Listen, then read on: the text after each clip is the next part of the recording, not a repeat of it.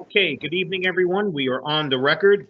Today is Wednesday, the 10th day of March, 2021. This is a regular meeting of the Jersey City Municipal Council. In an effort to adhere to social distancing protocols and best practices imposed by the city and state authorities, the City of Jersey City has canceled all public meetings and closed non-essential services as of March 16, 2020, until further notice. Excuse me. As a result, this council meeting will be held virtually as a video conference with public access. We had a scheduled 6 p.m. start. The clock on my computer is showing 6:09 p.m. May we have a roll call for the commencement of this meeting? Councilperson Ridley is absent. Councilperson Prinzeri. Here. Councilperson Baggiano. Here. Councilperson Saleh. Here. Councilperson Solomon. Here. Councilperson Robinson is absent. Councilperson Lamparello. Here. And Councilperson and will be Council President Pro Temp Rivera. Here. Because Council President Waterman is also absent. So we have 6 council members in attendance at 6:09 p.m. Can we kindly rise for a moment of silence, please?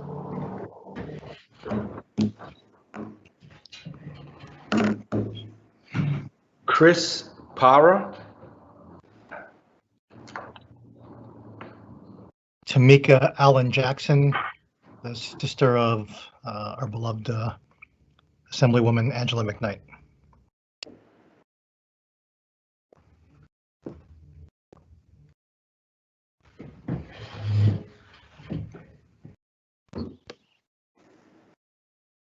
Thank you very much. Kindly remain standing as we salute the flag. I pledge allegiance to the flag of the United States of America and to the republic for which it stands, one nation, under God, indivisible, with liberty and justice for all.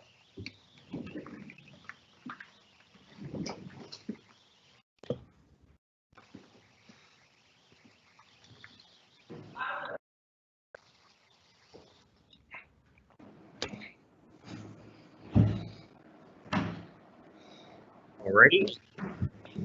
On behalf of Council President Pro Temp Rivera, in accordance with the New Jersey Public Laws 1975, Chapter 231, the Open Public Meetings Act, also known as the Sunshine Law, adequate notice of this meeting has been provided by the posting on the bulletin board of the first floor of City Hall, the annual notice, which is the schedule of meetings and caucuses of the Municipal Council for the calendar year 2021, and filed in the office of the City Clerk on Wednesday, November 12th, 2020.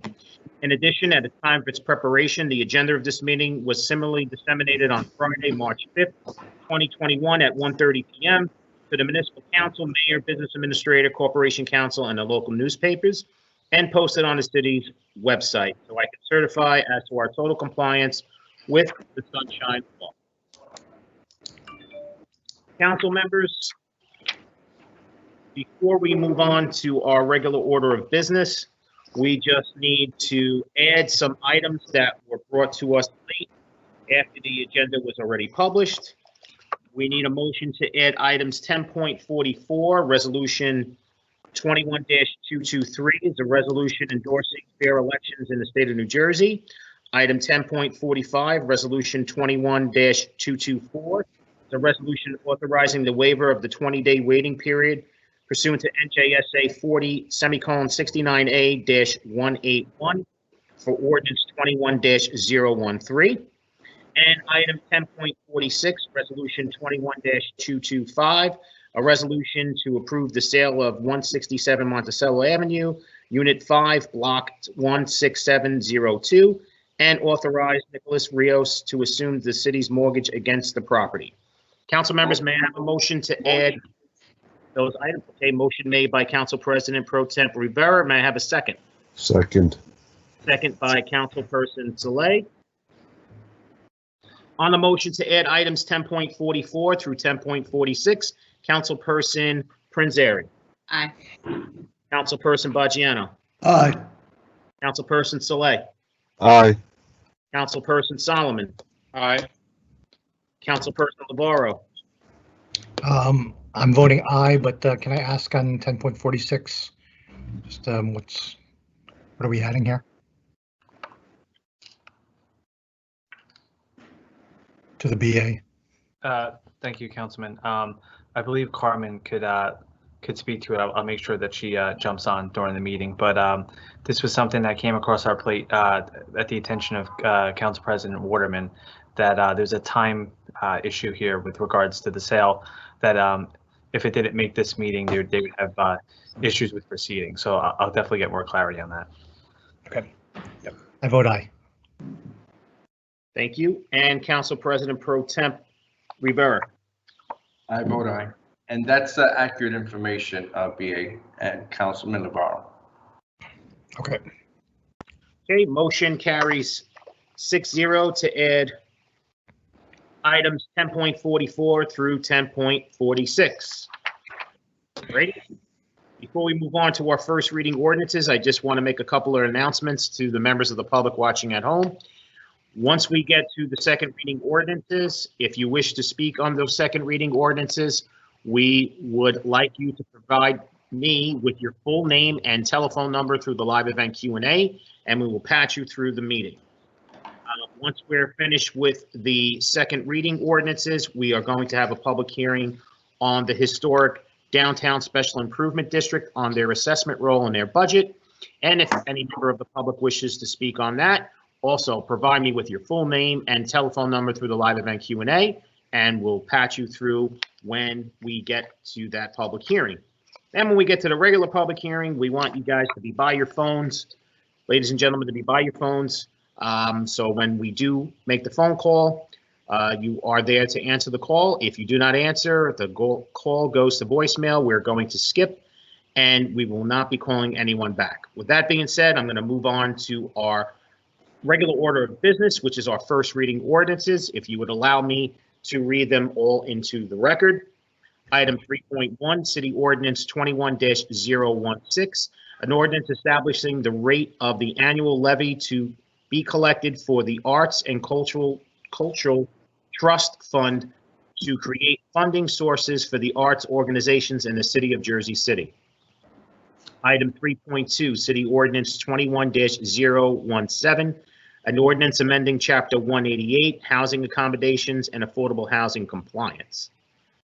Item 3.3, City Ordinance 21-018, an ordinance authorizing the City of Jersey City to renew leases of Block 389, lots 19 and 20, also known as 174, 176 Brunswick Street, Block 3002, Lot 2, 285 Ogden Avenue, Block 5202, lots 28 and 29, 105 Ogden Avenue, and Block 1905, Lot 36, 447 Martin Luther King Drive, as part of the city's Adopt a Lot Community Garden Program.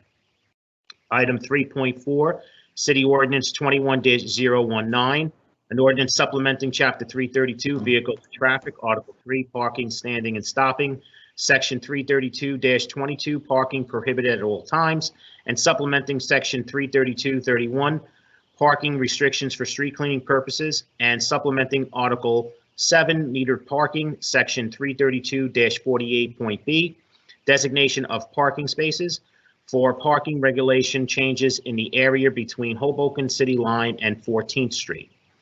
And last but not least, item 3.5, City Ordinance 21-020, an ordinance of the Municipal Council of the City of Jersey City to rescind the in need of redevelopment status from Webster Avenue redevelopment plan and to adopt regulations as a regular zone in the Jersey City Land Development Ordinance as 345-40.2 R1W Webster Avenue Housing District.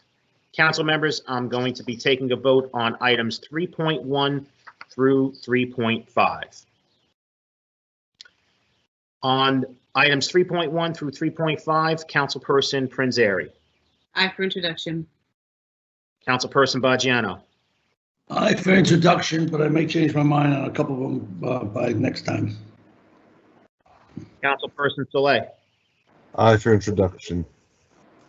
Councilperson Solomon. Aye for introduction. Councilperson Navarro. 1 second. Just a couple of comments. So just on the 3.1, the Arts and Culture Trust Fund, I'm voting aye. I'll reiterate what I said when this was first introduced at the last meeting. I think could achieve the same outcomes looking for on this, and there was talk of the idea that kind of setting both the open space and the arts trust fund at similar levels. I think under the circumstances, given kind of how the funding streams work and the allowable uses around that, that could set a higher rate for the arts fund in 2020, make it revenue neutral by looking at the open space as zero, but also looking at ways to replenish it using the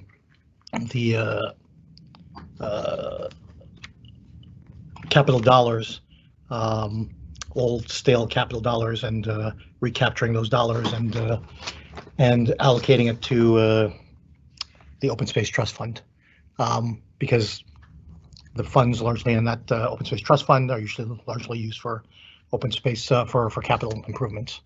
On 3.2, I'm also voting yes for introduction, but I do have some questions and concerns, and thank you to Gigi for Gazon for speaking with me. I know that she's working hard to establish a strong compliance and enforcement program. I do still have some concerns about the language versus may versus shall, and I received the law department's legal memo on that, which I believe went to the entire council.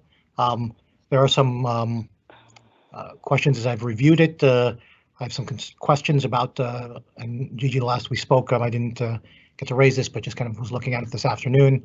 After we spoke, some of the terms of affordability, which were set at lower levels, and just kind of want to get some clarity as to what the rationale was on that. But in addition, there are some other things that I wanted to speak with the Director of Housing, Affordable Housing Enforcement and Planning, and Beth McManus, the consultant on this, and the Law Department, with regard to some other potential amendments to this. And in particular, looking at the idea that developers are kind of acting as their administrative agents in this whole, in the application and enforcement of affordable housing. Lastly, I think when I introduced some amendments on Chapter 187 back in October of 2020, one of those being the Poor Door amendment, which I didn't see make it into this version, if memory serves me, and I'm operating off my memory. As I get older in age, my memory's failing me, I guess I would say. But that being said, I believe I had introduced that, and it was suggested that this could be incorporated in Chapter 188. Although there are other language related to ensuring equity in the design and of the developments, I would want to look at reincorporating some of that Poor Door language, which is such a controversy in New York City. That being said, I'm going to vote aye for introduction on all. Thank you. And Council President Pro Temp Rivera. I vote aye. Okay, items 3.1 through 3.5 are introduced 6-0, with council members Ridley, Robinson, and Council President absent. Just to recap the vote on the motion to add the items 10.44 through 10.46, the motion carried 6-0 with council members Ridley, Robinson, and Council President absent, and they will be absent for the entirety of the meeting.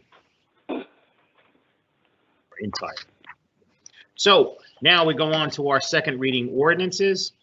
Like I said, I made an announcement earlier. Anyone wishing to speak on these second reading ordinances, please make sure you let me know through the live event Q&A and provide me your full name and telephone number, and we will patch you through the meeting. With that being said, item 4.1, City Ordinance 21-013, an ordinance of the City of Jersey City amending Chapter 260 rent control, imposing a rent increase freeze on units subject to municipal regulation, excluding owner-occupied homes with 2 to 4 units of housing, and number 2, prohibiting any collection of a penalty for a late payment of rent as a result of the current public health emergency declared by the governor. This is a public hearing on this ordinance. Any member of the public wishing to be heard, I believe we have our first speaker on the line. If you can identify yourself for the record, please. Yvonne Balser. Okay, Yvonne, your time is going to start on my countdown. You're going in 3, 2, 1, go. First of all, this is a tax. This to me is wrong, and I'll explain why. You have on the agenda an art tax, which will be passed on to homeowners, but they cannot pass it on to their tenants. Second thing is, you know and I know that there was an MUA increase, something like 9%. I got my increase in the mail this last week. So homeowners have it. And if you are a single-family homeowner, you got to pay it. But if you are a multi-family homeowner or own a 2 to 4 family home, you have to absorb it going on the way, go to tax court and appeal, and through that appeal, the small homeowner like me got to pay for that. This is nothing but socialism. If you want something like an art tax, then everyone should pay for it. It should not be put on the small homeowners. Where is my tax freeze? I'm a senior citizen. Where was the tax freeze for the 5,000 people that went into tax lien in 2020 based upon the first 3 tax quarters of 2020? Where is it? Why do you have to divide people according to who paid taxes and who do not? Am I a lesser citizen? Am I a slave some kind of way in which I don't count compared to a tenant? This is nothing but socialism to its core. When I was in school, my classmates were people who came over from communist country, and they talked to me about how the government seized their property. You are seizing our property so another group of people can have cheap housing. I think it's immoral, and I think it is absolutely wrong. If you want to live in Jersey City, don't expect someone else to pay for your fair share of government, because government has gone up an awful lot. I've been attending meetings when the budget in Jersey City was $90 million. Well, the last budget is $650 million, and that does not include the Board of Ed or the county. You cannot tell people you want free stuff and say, I don't want to pay the taxes for the free stuff. I don't care if we have any economy hardship or not, because there's 5,000 people who are in hardship right now, and you don't care about them. You care about people who don't pay taxes, but they can vote for you because you give them free stuff. To me, that's all socialism to its core, and I think it's absolutely wrong. I think it's immoral, and I think it is actually evil, to be very honest about it. It is evil that other people got to worry about how they pay their taxes while you're promising a free trip for somebody else. I think it's really immoral coming down to it. So I'm saying don't vote for this. I am tired of one group getting a free ride and everybody else paying through the nose. That's all I have to say. Thank you. Okay, this is still a public hearing on this ordinance. Any member of the public still wishing to be heard, please let me know through the live event Q&A by providing me with your full name and telephone number, and we will patch you through the meeting. I believe we're trying to get our next speaker on the phone so we can patch them through. Just bear with me and we will patch them through.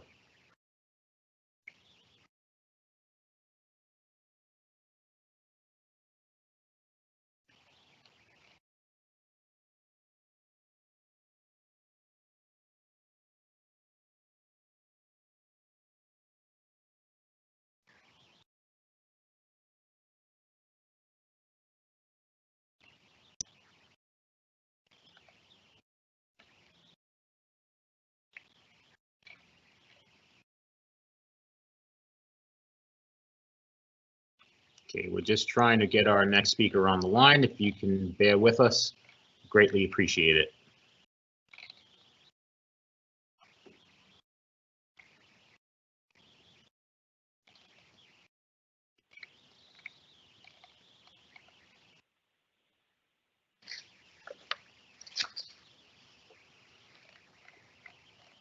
Okay, I believe we have our next speaker on the line. If you can identify yourself for the record, please.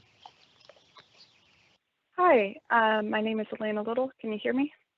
Yes. Okay, Elena, your time is going to start on my countdown. You're going in 3, 2, 1, go. Thank you so much. Good evening, council members. My name is Elena Little. I'm a resident of Ward E, and I'd like to express my strong support for extending the freeze on rent increases. So many people have been struggling during this pandemic with work drying up or being inconsistent in so many different industries, from freelance to arts to restaurants and hospitality. The list goes on. Even if someone's employed now, they may owe several months back rent that they may not have on hand. So to abandon our most vulnerable residents in this time and exacerbate this problem would be a moral failure of the city. I understand a special interest group supported by the city's major commercial landlords and developers would like to lift the rent hike freeze. In their request, they complain that with so many vacant units, they're losing money to maintenance costs. To which I would say, seriously? They spend countless hours and sums year after year to guarantee that new developments have as little affordable housing as possible to maximize profit for themselves and their shareholders. They made an investment, they made a business decision to create luxury units, and now that we're in a pandemic and demand for luxury units has dropped, they're asking us to bail them out.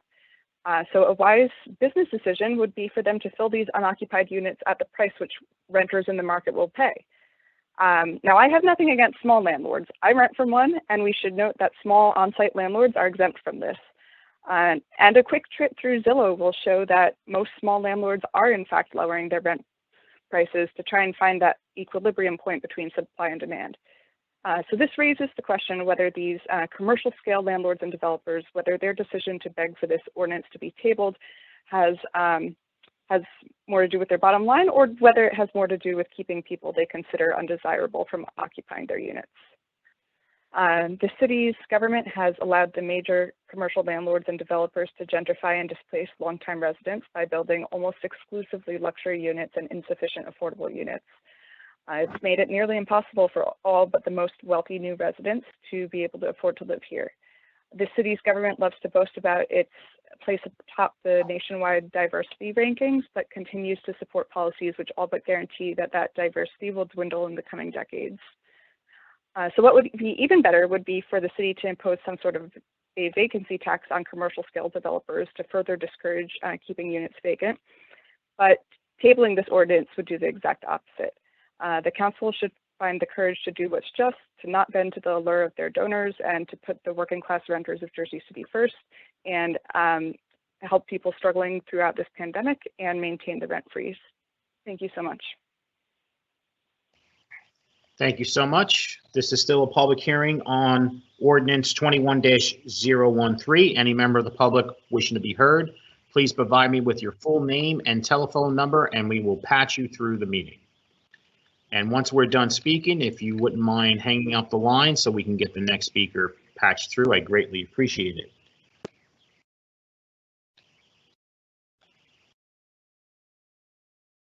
Okay, we're just waiting to get our next speaker patched through. If you can bear with us, I greatly appreciate it.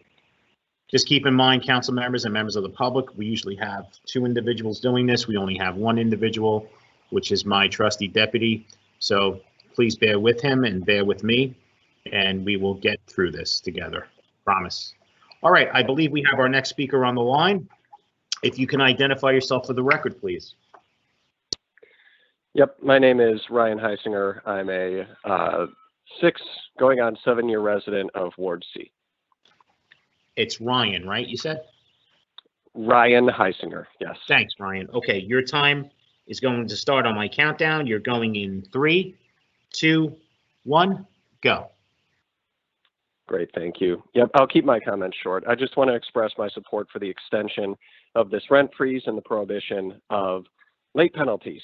We are in the middle of a once-in-a-century public health crisis and a massive economic crisis. And the operating word in that sentence is middle. This pandemic is not over. Many of our neighbors are still facing tremendous economic insecurity, and this ordinance is a lifeline for them.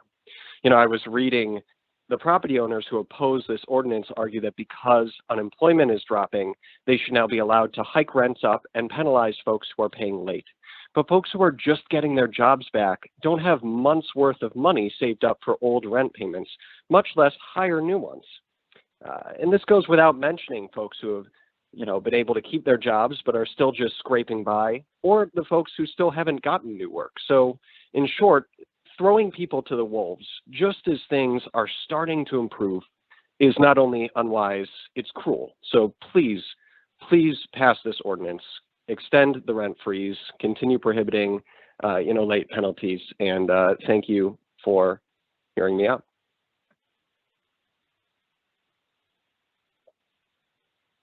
Okay, thank you very much. This is still a public hearing on City Ordinance 21-013. Any member of the public still wishing to be heard, please provide me with your full name and telephone number through the live event Q&A, and we will patch you through the meeting.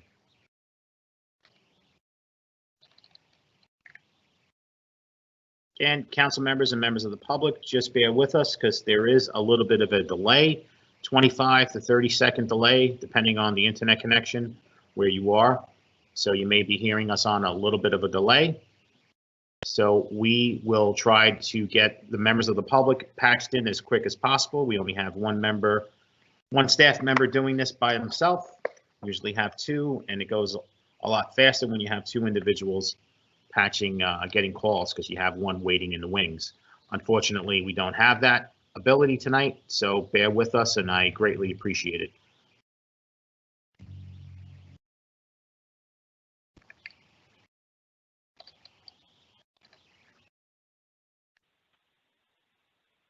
Okay, it looks like we have our next speaker patched through the meeting. May you identify yourself for the record, please? Hi, my name is Gary Spinger. Okay, Gary, your time is going to start on my countdown. You're going in 3, 2, 1, go. So I'm going to echo what a couple other callers have said. The arguments made by some property owners association are made completely in bad faith. I'm going to hit on the numbers here. I assume this is going to pass, but I'd just like to say no sound interpretation of local economics holds up these points at all. Property values have been extremely robust. Rents have taken maybe small hits in very select areas, but have remained very steady. Real estate supply for rentals and sales are high with fast turnover. The first year that I lived in the city, I lived in Metropolis Towers, 750 square feet, $1,800, and I had a huge roach problem in a hot summer month without AC. That same apartment right here, right now, goes for $2,100 at least. If you're an investor, like prior callers have described, the rent levels should be enough to cover any minimum payments or HOAs. And if for some reason you're in a situation where you're losing money, you can always sell. There's almost never been a better time. So again, none of the arguments that have been put forth that these investors are hurting and it's going to hurt the city really doesn't hold up at all. Being an investor means risk, and real estate investors constantly try to push their losses onto tenants, and now they're trying to endanger public health and crush people who have already been hurt by a pandemic. This is a policy decision that should be an absolute layup, and for once, perhaps they get to make a little less money. Perhaps for once. Thank you. Thank you very much. This is still a public hearing on City Ordinance 21-013. Any member of the public wishing to be heard, please provide me with your full name and telephone number through the live event Q&A, and we will patch you through the meeting. Just bear with us as we get our next caller patched through.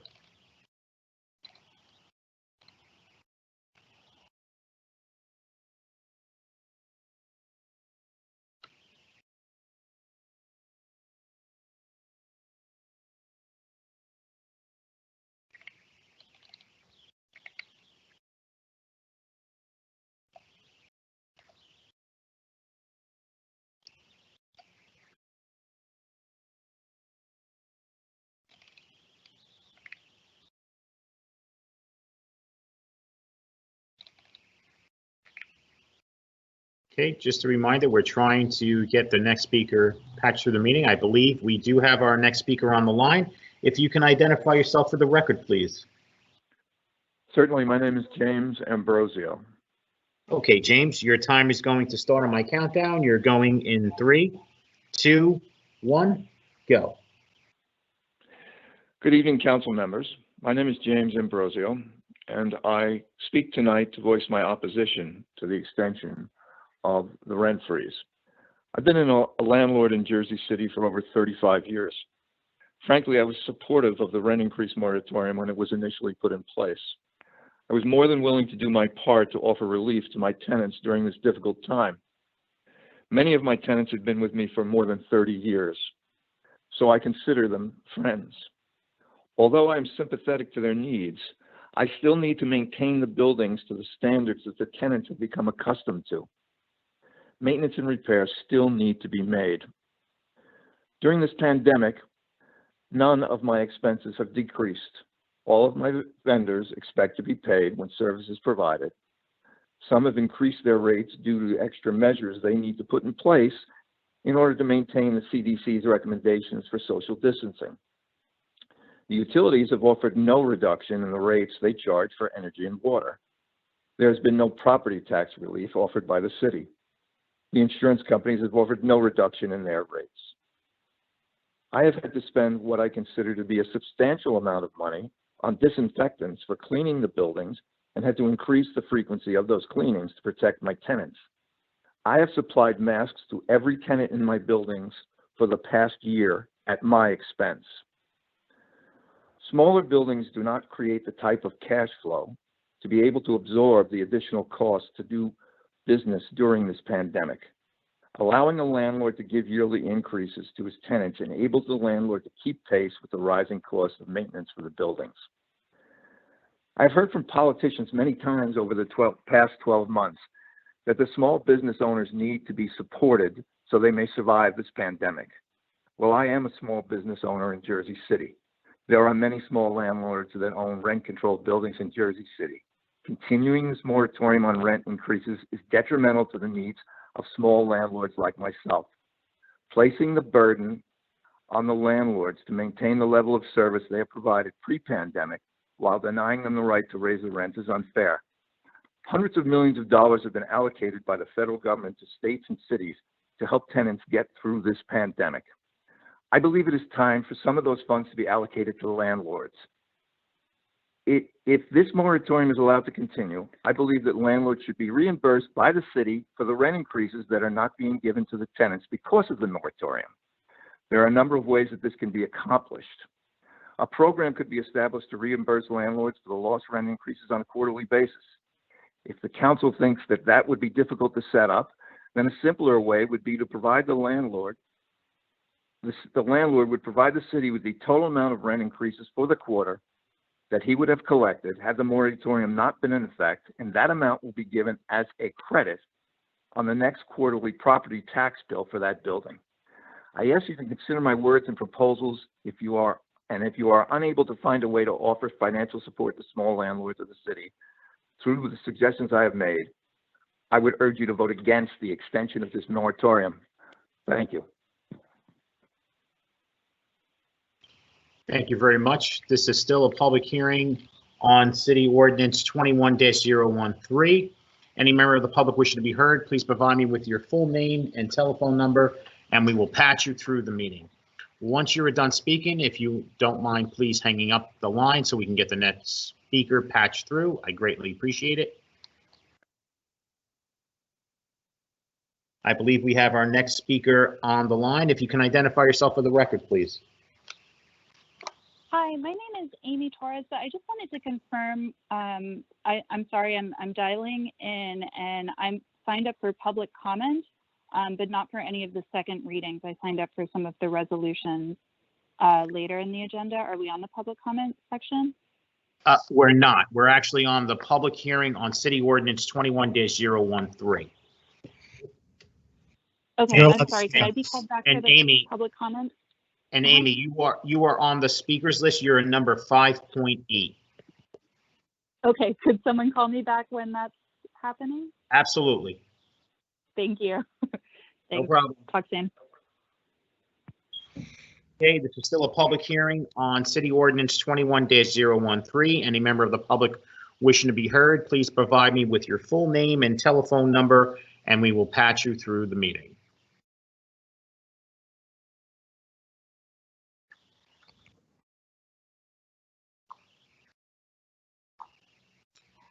Just bear with us as we get our next speaker patched through. Thank you.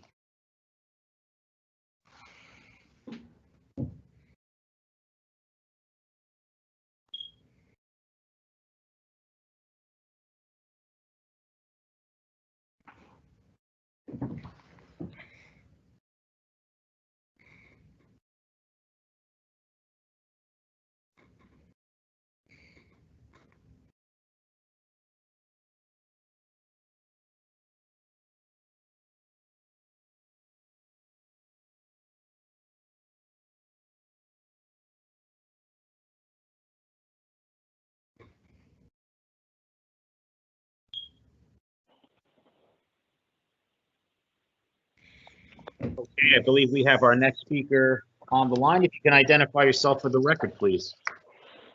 Thank you, Clerk. It's Ron Simoncini, Counsel from the Jersey City Property Owners Association. Okay, Ron, your time is going to start on my countdown. You're going in 3, 2, 1, go. So thanks for hearing us tonight. And I'm glad that I was a speaker down the line from some of the people that we heard already.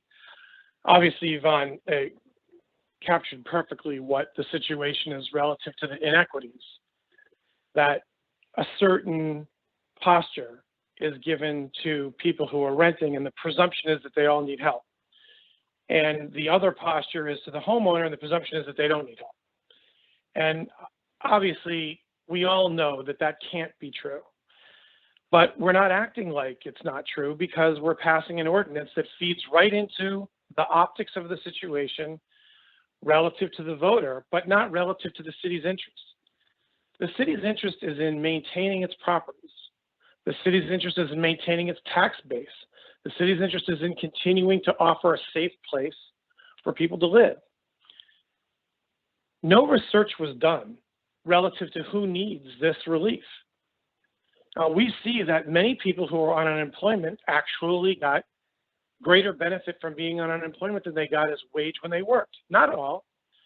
There's no question that this is a horrific economic crisis, but we shouldn't be making it worse by piling on debt into the city and by reducing property values and the capacity of those property owners to provide the services that the resident needs.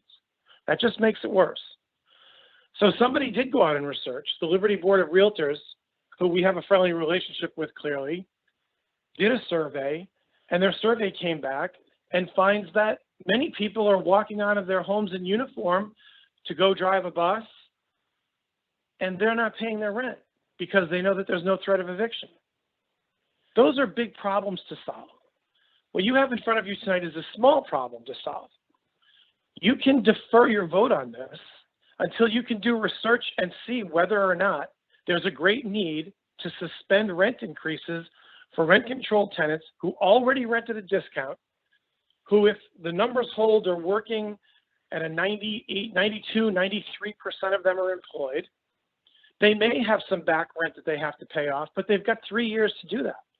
What we're talking about is right now, do you know that this relief you're providing is generally needed because you're generally applying it?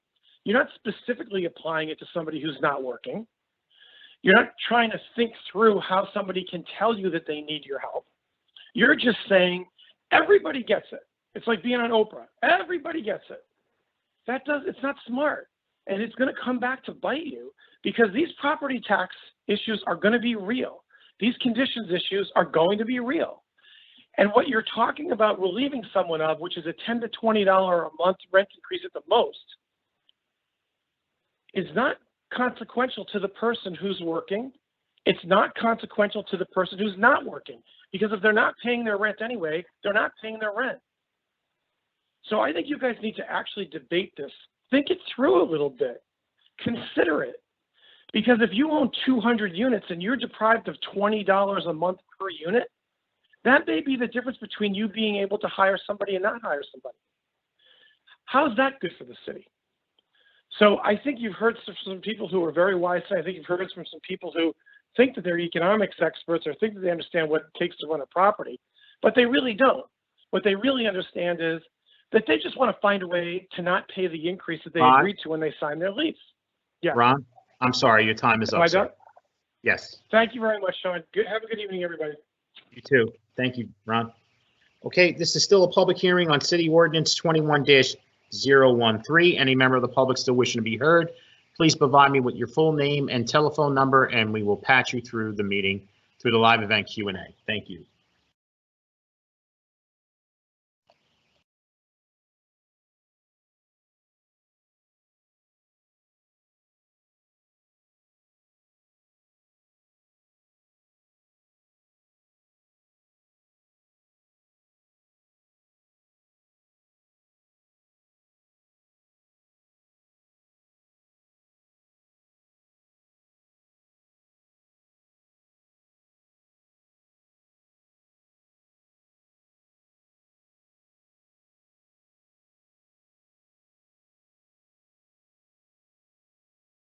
Sorry, I was on mute. Okay, this is the last call. Even I could be on mute too. This is the last call on City Ordinance 21-013 on the public hearing. Any member of the public still wishing to be heard, please provide me with your full name and telephone number through the live event Q&A when we will patch you through the meeting.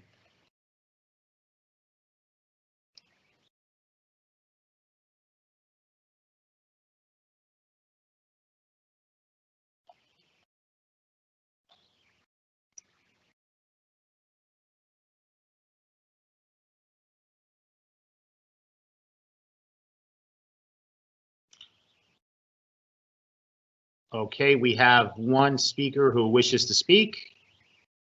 We will patch them through. Just bear with us 1 second.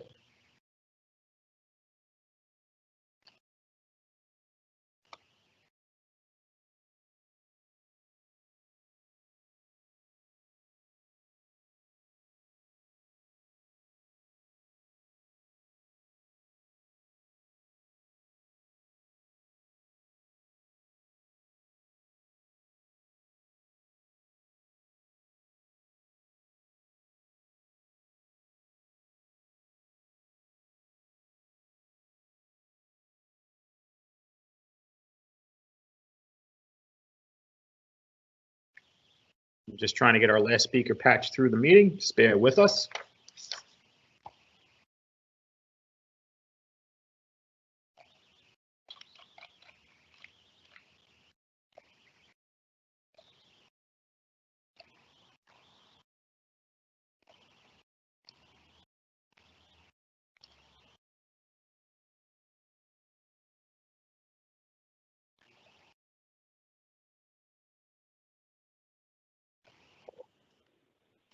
Okay, I believe we have our speaker patched through the meeting. If you can identify yourself for the record, please.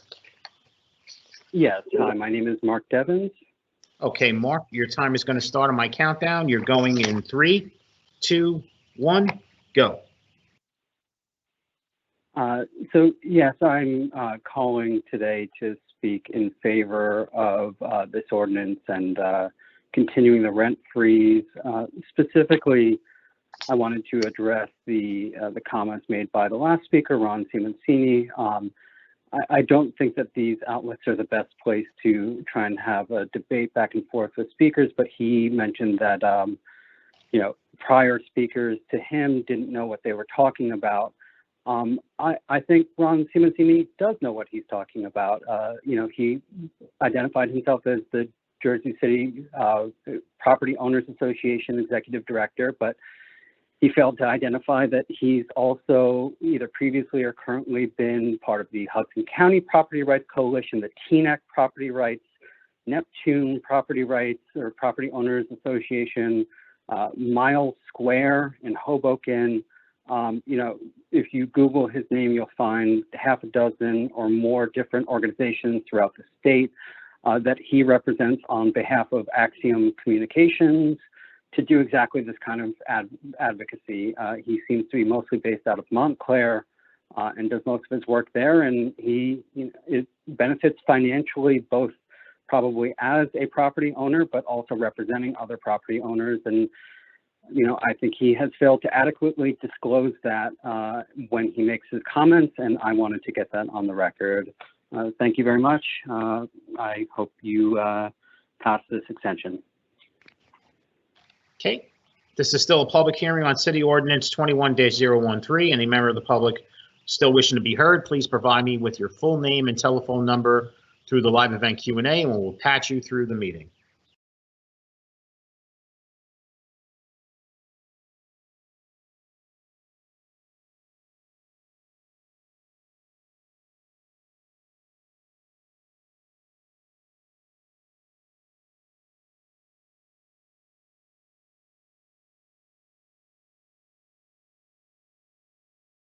Okay, this is the last call for the public hearing on City Ordinance 21-013. Any member of the public wishing to be heard, please provide me with your full name and telephone number, and we will patch through the live event Q&A, and we will patch you through the meeting.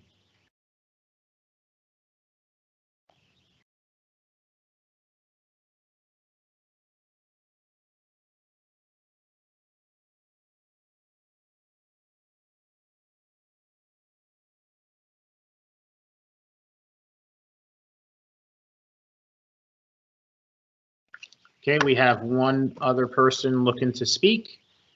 We will get that person on the line as soon as possible.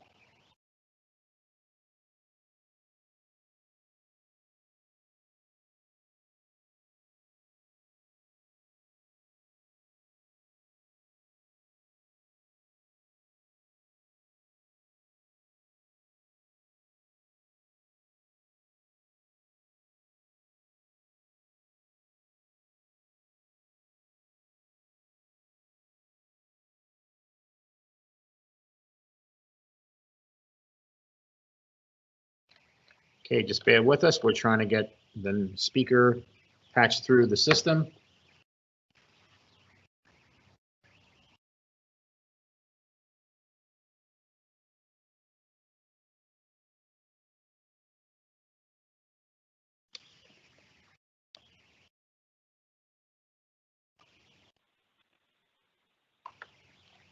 Okay, I believe we have our next speaker on the line. If you can identify yourself for the record, please. Hi, Sean. It's Esther Wintner. Hi, Esther. Okay, your time is going to start on my countdown. You're going in 3, 2, 1, go. Good evening. I'm calling regarding Ordinance 21-015 to Esther, get. Yes. are you speaking on 013 or 015? The one about the additional 1% on the budget. We're still. I'm sorry. We're still on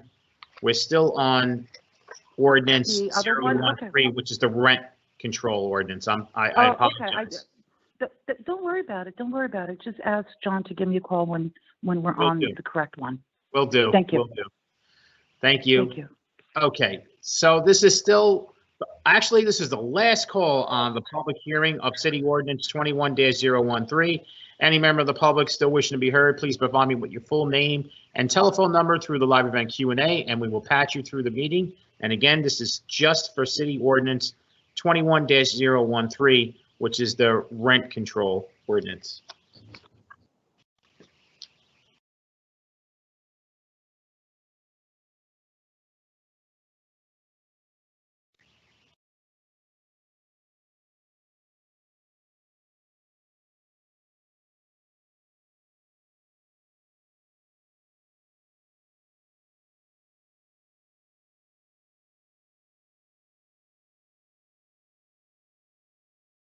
Okay, no one else has contacted me through the live event Q&A. May I have a motion to close the public hearing on City Ordinance 21-013? Motion. Motion made by Councilperson Pro Temp Rivera, Council President Pro Temp Rivera. May I have a second? Second. Let's have that second again. Second. Second. That's going to be seconded by Councilperson Lavaro. On the motion to close the public hearing on City Ordinance 21-013, Councilperson Prinzary. Aye. Councilperson Baggiano. Aye. Councilperson Saleh. Aye. Councilperson Solomon. Aye. Councilperson Lavaro. Aye. And Council President Pro Temp Rivera. Aye. Motion carries 6-0. to close the public hearing on City Ordinance 21-013 with council members Ridley, Robinson, and Council President Waterman absent. For final consideration and adoption of City Ordinance 21-013, Councilperson Frenzeri. Just a couple of comments. While there might not have been an official study or survey done, I can tell the public that anecdotally, based on the number of calls I've received into my office over the last year, there is a need for this, and there is still a need for this. You have people who lost their job halfway through the pandemic. You have people that are just trying to catch up. You have people that were able to benefit from some kind of rental assistance to pay their rents, to assist their landlords. And we have another round of funding coming from the federal government, which will hopefully continue to assist that. But, you know, as one of the speakers mentioned, we are still in the middle of this. I am sensitive to the fact that everyone, it is not just renters, it is property owners, it is landlords, it's everyone. But we need to sort of deal with one crisis at a time here. And right now, this, you know, based on that information, is really one of the biggest ones. So with that, I vote aye. Thank you, Councilperson Fagiano. I'll tell you the truth. I listen to what Yvonne says. I listen to what other people say. I mean, this has to end. I mean, I'll vote for it this time, but that's it. I mean, we have to start considering the people that own homes in the city here and start helping other people in the city also. It's come to a point where it's gotten to be, it's out of hand. I'm getting calls from people who are who have rented apartments and they stay there for 8 or 9 months. Now they're splitting. They owe 8 or 9 months rent and they're not paying it and they just take off. It's got to stop. And I'll vote for it now, but this is the end. And the 2 to 4 families had better not be included next time around. I think it's 6 months from now, according to this ordinance. So, but it's got to stop. And your vote is aye? Yes, for now. Thank you. Yes. Thank you. Okay. Councilperson Saleh. I'm sympathetic with the homeowners. You know, Yvonne's right. And the issue I have, though, is that we're still in the middle of a pandemic. It really, we have to help everyone. Unfortunately, it's not that way right now. But we can help the tenants, and we should, because in the short time that I've been on this council, I've experienced a lot of people calling about this issue. People, I literally received a call during this council meeting about this, not about this ordinance, about someone needing help. So it just underscores the necessity of this, and hopefully, you know, when everyone's vaccinated, you know, life can return to normal, but we need this right now. And with that, I vote aye. Thank you, Councilperson Solomon. Yeah, just to echo some of the speaker's comments and my colleagues' comments. We know that eviction cases are up, that many of our constituents are in financial distress, as evidenced by the incredible number of applications for our rent relief program. We do care about everyone in the city. We have provided millions of dollars in rental assistance that has gone directly to landlords when tenants couldn't pay. We are all open to doing more to help people, but our first and primary responsibility is to keep people in their homes in a pandemic. And so that is why I'm voting aye. Thank you. Councilperson Navarro. Yeah, I think, let me just see. Yeah, so we're not out of the woods yet, right? So while things are definitely looking good and starting to move in the right directions, the vaccinations, and I can feel the optimism and the energy out there, and the good weather, right? Folks are feeling like we're turning a corner here. I will agree on that, but the reality is, whatever the unemployment numbers are showing right now, there are people who are not counted unemployment who've stopped even applying, and they don't even show up because they're not eligible anymore, right? And so those numbers are they're not necessarily reflective of what the reality is necessarily. Although the reality is bad, it's just not good, right? So as Councilman Solomon pointed out, the folks who are eligible for evictions and the numbers of evictions filed just keep going up. The fact of the matter is, we just saw just today, the House passed the $1.9 trillion relief package. That's indicative of the idea that there is a need for real relief, right? We had our own rental assistance program that appropriated close to $3 million. Give or take, I don't remember the exact numbers on that at this point, but and that went like hotcakes out there, and because there's a need, not because there was just because we're just giving it away, but because people are in dire straits. And as Councilman Solomon pointed out as well, there's that the money in many cases went directly to landlords. I would like to get from the administration a report on the rent relief assistance as to how much of that went directly to landlords on behalf of those tenants who may have requested, or if landlords requested it themselves directly. And then on this agenda, we're accepting a grant from the U.S. Treasury of another $7.8 million that's going to go directly to tenant rental assistance. So it belies the argument that there's not a need for rental assistance, that in a city of over 70% renters, that we don't need to continue these sort of policies. We're not there yet, and I sympathize with folks, and we need to take care of everyone, leave nobody behind. I will send the message and say, I said that, they didn't publish it in the papers. But if you're gaming the system on this stuff and you can pay your rent, right? So like, let's just say that really straight to folks about that. And unfortunately, the laws and the rules in place right now don't allow us to be able to address that. And we have to err on just kind of making sure that we take care of as many as we can, because there's just too many who are going to fall through the cracks at this point. But if you're one of those folks who are trying to game the system at this point and you have the ability to pay, just pay your share if you can, and we'll all be better, and you'll also be taken care of ultimately, and nobody's looking to let anybody fall through the cracks in this whole system. That being said, appreciate everybody's support on this. I'm looking forward to us turning the page on this and getting out of this pandemic, and for better days for everybody. I vote aye.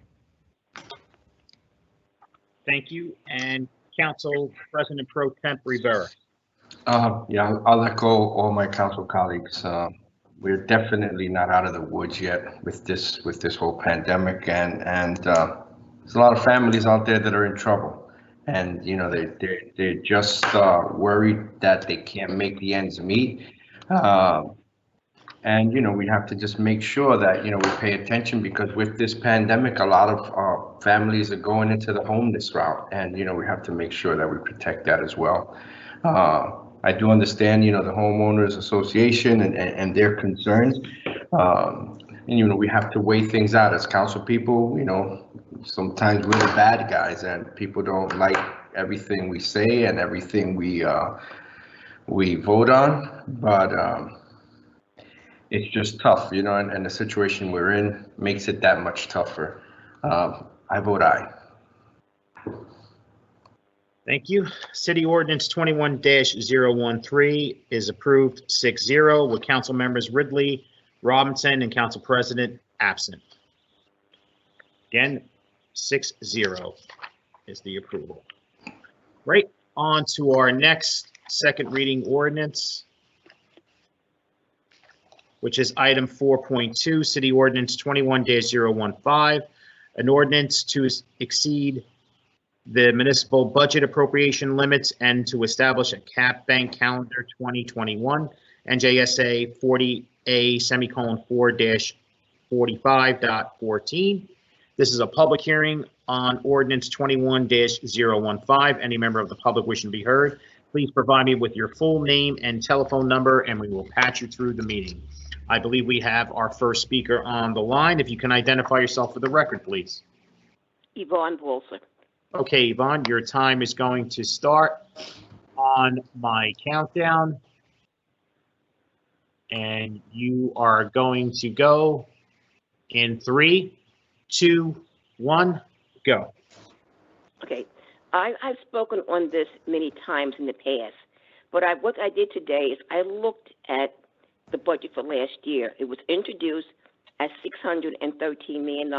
By the time it was adopted, it was $658 million. And I realize you're always saying in case there are all these emergencies. But it tends to me, it looks as though we're using this cap to actually push through things that you guys never voted on.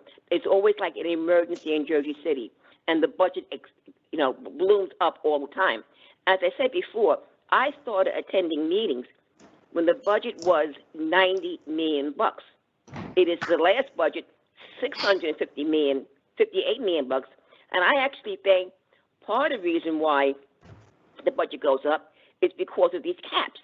Because, what we call 2.5% or 3 point, that's a lot of money when you're timesing it by the billions.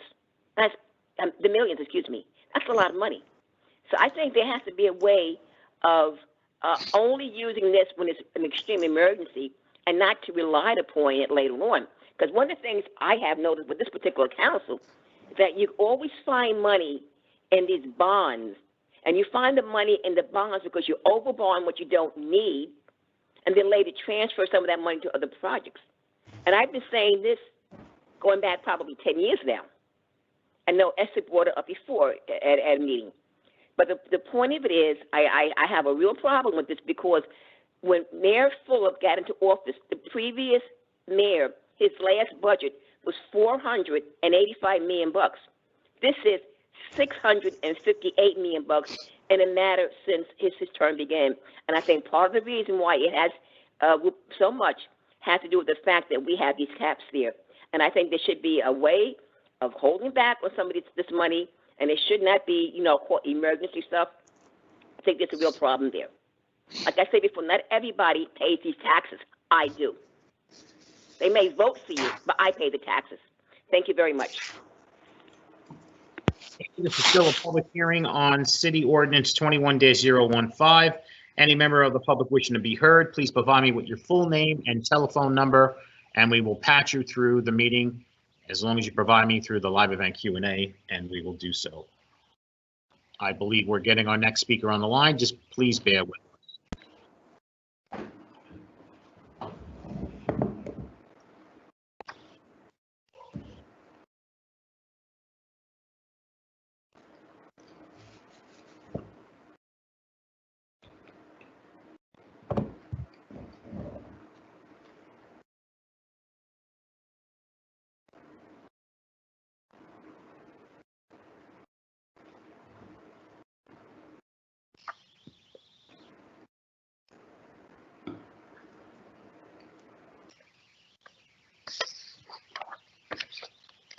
Okay, we're just trying to get our next speaker patched through the meeting. Just bear with us. I believe we have our next speaker on the line. If you can identify yourself for the record, please. Hi, this is Esther Wintner. Okay, Esther, your time is going to start on my countdown. You're going in 3, 2, 1, go. Thank you. Good evening. I'm speaking on Ordinance 21-015 to allow for an increase or an additional 1% over the 2.5% cap on budgets. And I would like to say that, I really hope that this council is thinking through what you're doing here. We just spent time, we just heard about the problems that people have with the rent freeze, and it's all understandable. These are difficult times, and understand from my perspective, or from our perspective, we've had a lot of increases. We have a school budget increase, school tax increase. We've had an open space tax. We've had an arts tax that's going to be instituted. We've had a budget that's grown in excess of 25% over the last few years. And when someone like myself sees that we've spent, we're pulling money out of everywhere. We've increased the pedestrian plaza budget from $4 million to by $2.7 million. And I'm looking at the agenda as we speak, and I see that we have a resolution to put out a new bond for $6.5 million. That's Resolution 21-216. I have to ask you guys, do you understand? What are you doing? We just keep raising these taxes, and spending on things that, are not essential, are not critical. It is too much on the taxpayer. Asking for an additional 1% on a budget to allow for a 3.5% increase on a budget that's already been inflated by over 25% over the last several years. I don't think this is fair to us. It's not right. You are pushing people out of the city. You're making it impossible for small property owners to keep up with this. We're working to help renters and people, and that's a good thing. But you're not working or helping people like myself and many of the small property owners in Jersey City. To what end are you going to continue doing this? And so I urge this council to really think through what you're doing, think about the long-term effects, the impact that this has on people, because it is not just this increase.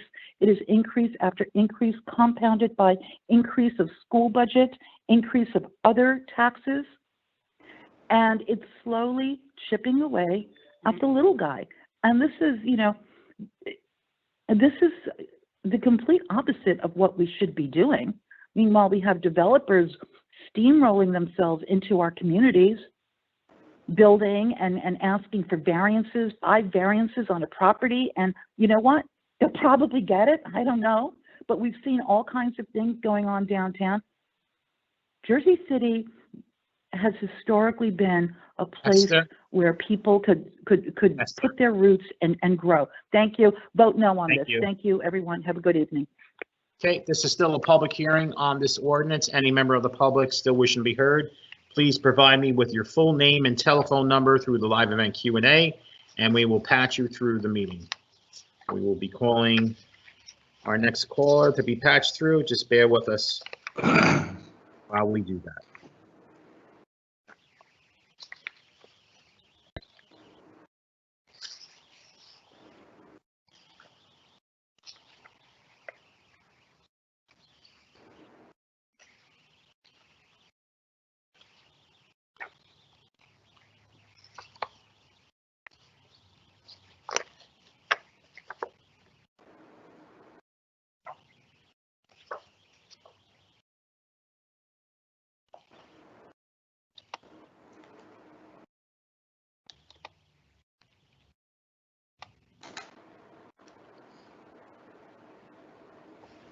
We're still trying to get our next speaker patched through. Just bear with us.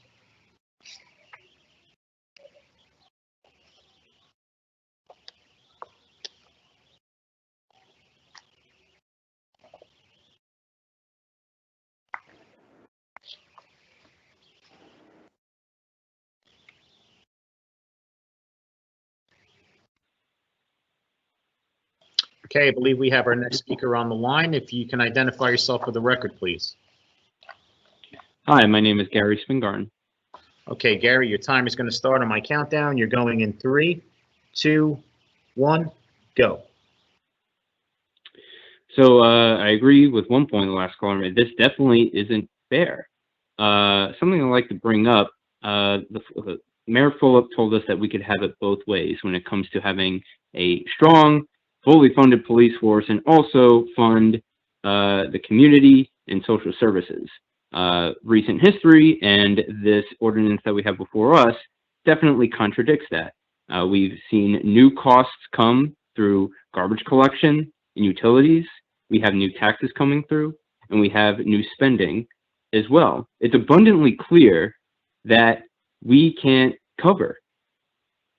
So again, I'm going to bring up a point that was made up again and again and again during the original budget discussion, which was public safety, namely our police department is wildly overfunded. And there's also a resolution that I'm going to talk about later where the city is again using taxpayer dollars for a misconduct case. How many times are we going to need to talk about this? We had a supposed hiring freeze, and then we brought on new officers. It's clear, and it's happening all over the country, that we are addicted to the violence, and we need to end it. We do need to decrease spending, and we need to enact justice in our city budget. So going forward, we need to take a good hard look on what we want our money to do. And it's clear that things are getting off the rails. So please consider what the people have asked you so abundantly over and over again when the first discussions of the budget happened. Thanks so very much. Thank you very much. This is still a public hearing on City Ordinance 21-015. Any member of the public still wishing to be heard, please provide me with your full name and telephone number through the live event Q&A, and we will patch you through the meeting. I'm sorry about the door slam. That was an accident.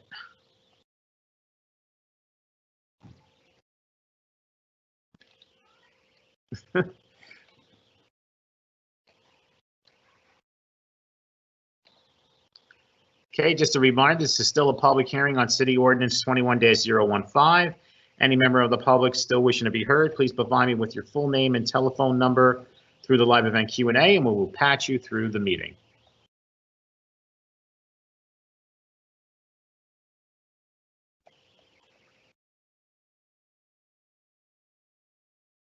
Okay, this is the last call on the public hearing on City Ordinance 21-015. Any member of the public wishing to be heard, please provide me with your full name and telephone number through the live event Q&A, and we will patch you through the meeting.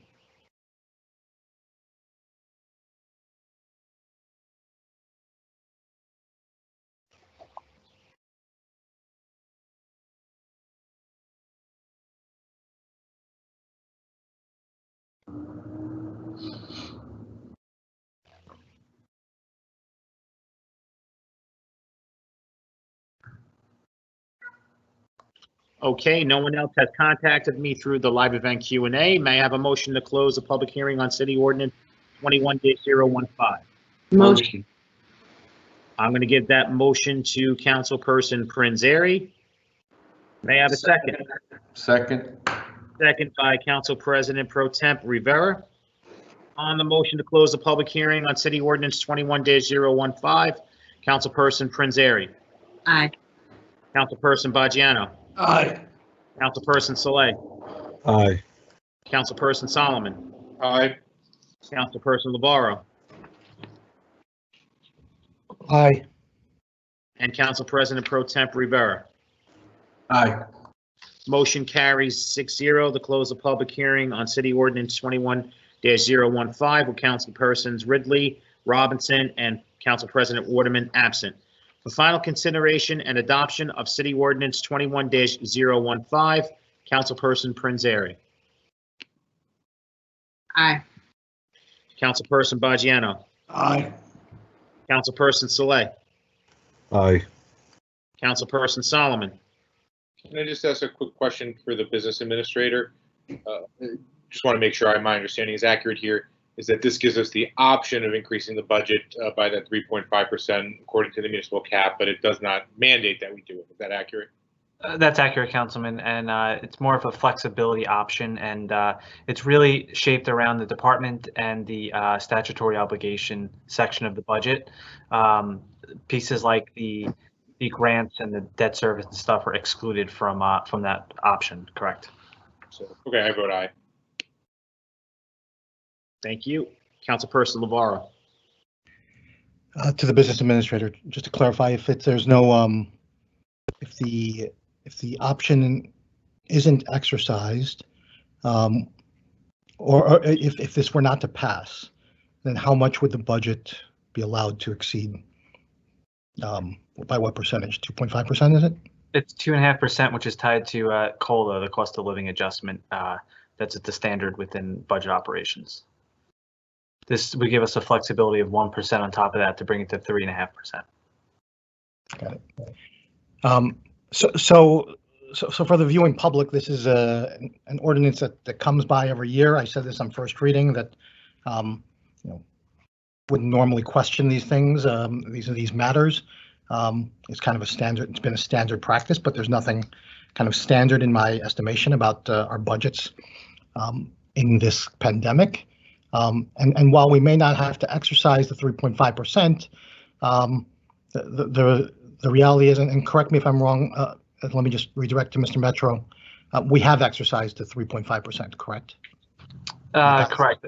Correct, Councilman. I believe two of the last 4 years. Two of the last 4 years we've exercised that.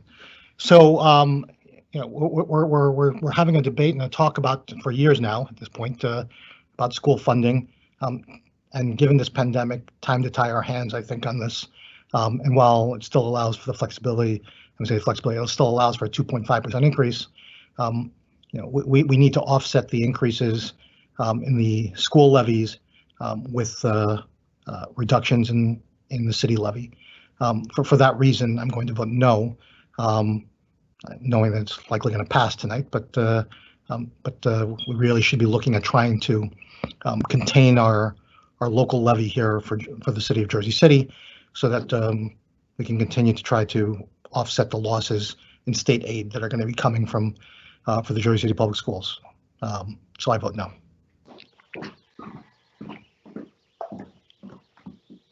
Okay, Council President Pro Temp Rivera. I vote aye. Okay. City Ordinance 21-015 is adopted 5-1 with Councilpersons Ridley, Robinson, and Council President Waterman absent, and Councilperson Lamparello voting no. Okay, on to our public hearing on the 2021 Historic Downtown Improvement District Assessment Roll and Budget. This is a public hearing on the 2021 Historic Downtown Special Improvement District Assessment Roll and Budget. If anyone wishes to speak on this, please provide me with your full name and telephone number through the live event Q&A, and we will patch you through the meeting. I believe we have our first speaker on the line. If you can identify yourself for the record, please. Good evening. My name is Jawad Shad. Okay, Jawad, your time is going to start on my countdown, and you will be going in 3, 2, 1, go. Okay, so I understand that there's another annual increase apparently that's been happening for the last, I think, 10 to 12 years. By the next year, I think it's going to be over $1,000. This year, if you guys approve, which according to all statistics approve that you guys are indirectly will improve the SID grant, which will be over $500,000. My only concern is I don't think they need all that kind of money. That money could be used elsewhere. I mean, everyone has spoken about who's in the middle of the pandemic, the rental assistance. You got to close the public hearing on it.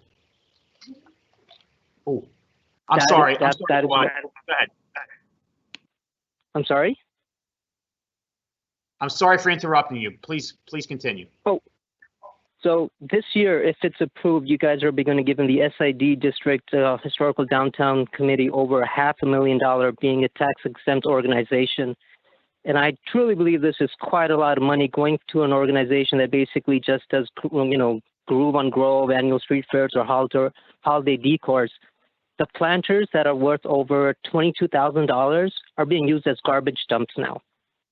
And this is all our property owners' money being wasted repeatedly. And every single year, it isn't fair to the property owners. The people that should be paying a higher increase are those benefiting from it, meaning the newer pedestrian plaza.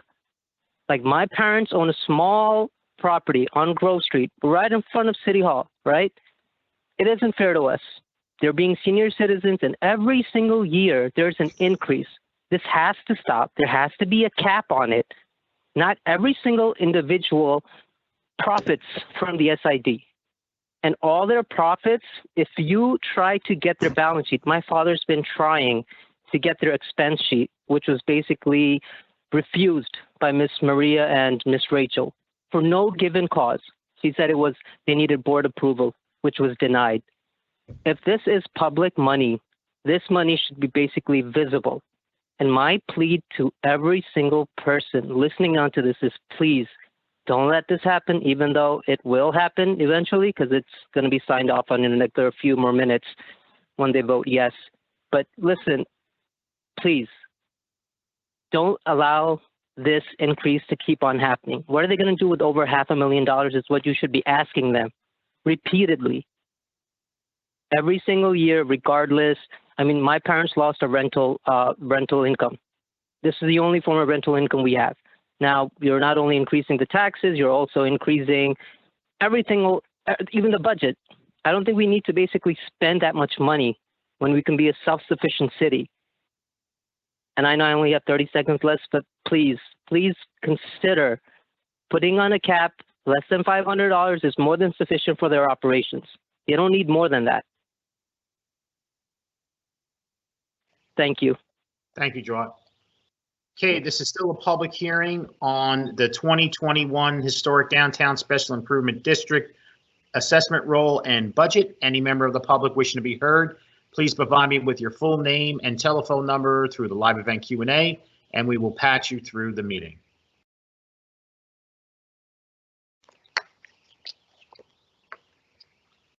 Okay, we have a speaker that wishes to be called. Just bear with us and we'll get that person on the line.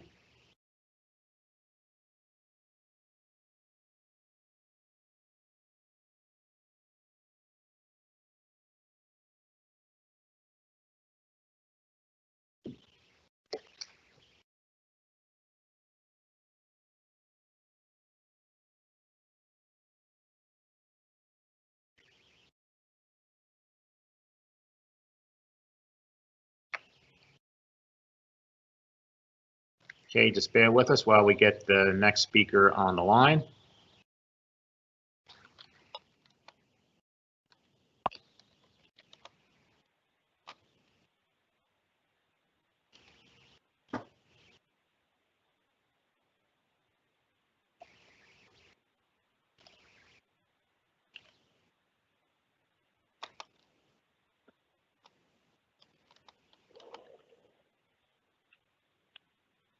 Hello. Okay, I believe we have our next speaker on the line. If you can identify yourself for the record, please. Yes, my name is Jean Daly. Okay, Jean, your time is going to start on my countdown. You're going in 3, 2, 1, go. Thank you very much. I sympathize so much with the prior caller. To me, if you're a special improvement district, you owe your transparency to anyone who's in your district or anyone who's looking for information. It really is a shame that some of these SIDs are permitted to operate behind closed doors. I know if I've had Oprah requests denied, which is ridiculous, because we need to know how this money is being spent. I've also often noticed that when you're spending other people's money, you just toss it around and you toss it out the window. So I feel very deeply for the person who called just earlier. This is a public entity. It's created by the city. An ordinance is what creates and enables these entities to exist. Therefore, it's your job to monitor them. It's your job to make sure they comply, because they should be so transparent that, there shouldn't even be a shroud of hint of darkness. And this is what concerns me, that anybody should be able to see this is a city enabled organization, and it needs to have transparency. Anything less than that is a shame. And I would agree that some businesses are not benefiting from the historic downtown SID. I do know there are some businesses, especially the person that makes the shoes or fitting shoes, et cetera, or prosthetics, right across from City Hall. I know their spaces have been blocked. They can't have their customers come in an easy fashion. The handicap people need to be dropped off, and there's no longer room for that because of the outdoor restaurant spaces. So I'm just asking the city, keep an eye on your SIDs. You owe it to us to monitor them, and if they're not behaving properly, then you withdraw them or suspend them temporarily until they become compliant. Thank you very much. Thank you so much. If we can hang up the line so we can get the next speaker patched through, if there is one. If anyone else is wishing to speak on the Special Improvement District, Historic Downtown Special Improvement District 2021 assessment roll and budget, please provide me with your full name and telephone number through the live event Q&A, and we will patch you through the meeting.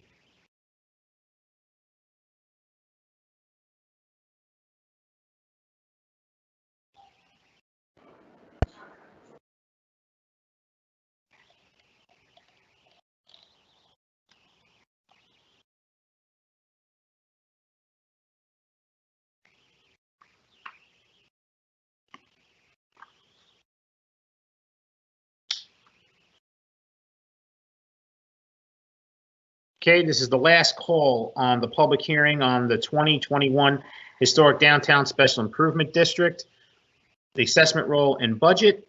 Any member of the public wishing to be heard, please provide me with your full name and telephone number through the live event Q&A, and we will patch you through the meeting.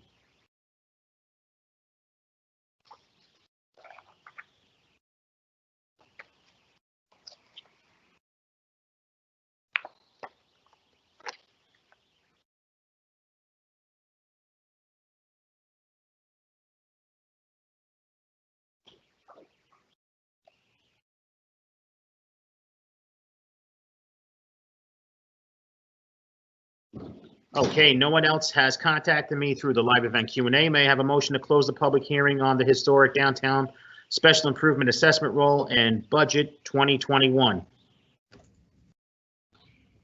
Motion. Motion made by Councilperson Lavaro. May I have a second? Second. Second by Council President Pro Temp Rivera. On the motion to close the public hearing on the Historic Downtown Special Improvement 2021 Assessment Roll and Budget, Councilperson Ridley. Excuse me, Councilperson Prinzeri. Aye. Councilperson Baggiano. Aye. Councilperson Saleh. Aye. Councilperson Solomon. Aye. Councilperson Lavaro. Aye. And Council President Pro Temp Rivera. Aye. Motion carries 6-0 with Council members Ridley, Robinson, and Council President Waterman absent. Okay, on to our public request for a hearing. This is where we're going down the list of the speakers who listed their names. We have 19 speakers listed. There was one speaker that called right before we started the meeting, and that's speaker number 19 on your agenda. I did update the agenda, and if you can just bear with us while we get our first speaker patched through the meeting.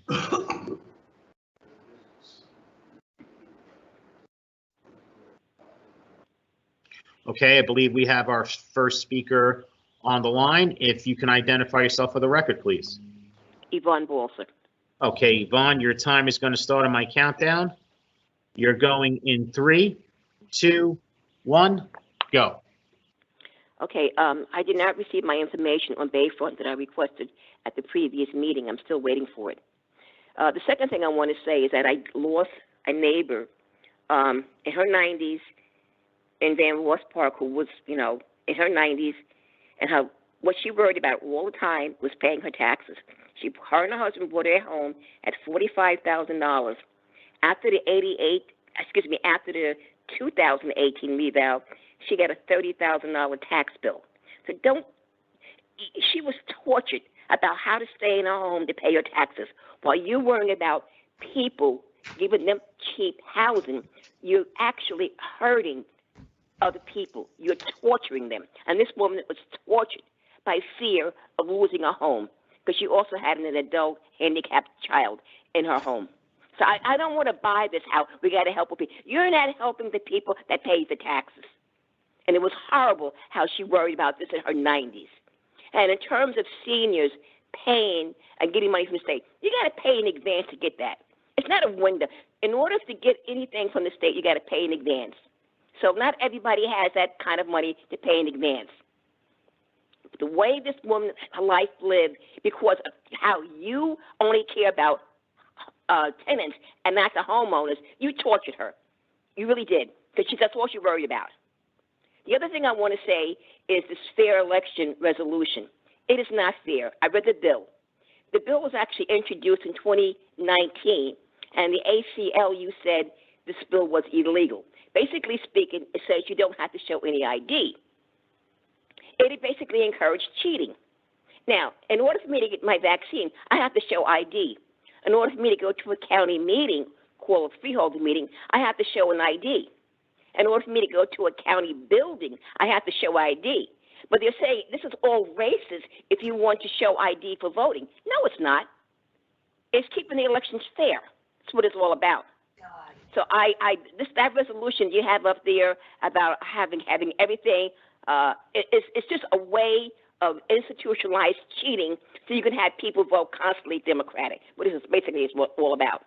I personally have seen cheating myself when I went to school 3 years ago. I saw people come in and say they were my neighbor, and I know who my neighbor looks like. And in the 2020 election, there were people on the list in my district that either moved away or were dead, and they should not have been on that list at all. They should not be on that list. So the rolls are not cleaned up. So this whole issue of this fair election is scandalous. It really is. And the Democrats who's pushing it ought to be ashamed of themselves for it. I suggest you read that bill, because if you ask anyone their address, you are considered wrong. So I can vote in New Jersey, go to another state and vote again, and then no one can challenge me. And they want to lower the age limit to 16, which is absolutely ridiculous. Your brain doesn't stop growing until you're 25, until maturity, but that's in the bill too. Yvonne. Okay, thank you. Bye-bye. Okay, we're going to move on to our next speaker. We'll get our next speaker patched through the meeting. If we can just hang up the line so we can get our next speaker patched through, I greatly appreciate it. Just bear with us while we get our next speaker patched through the meeting.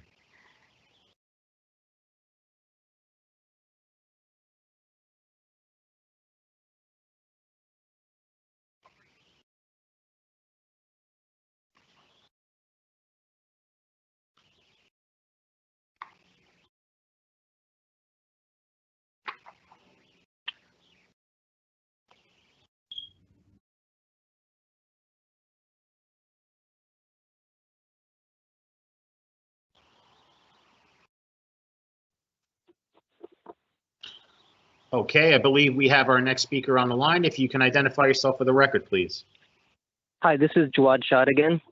Okay, Jawad, your time is going to go on. Your time is going to start on my countdown. You're going in 3, 2, 1, go.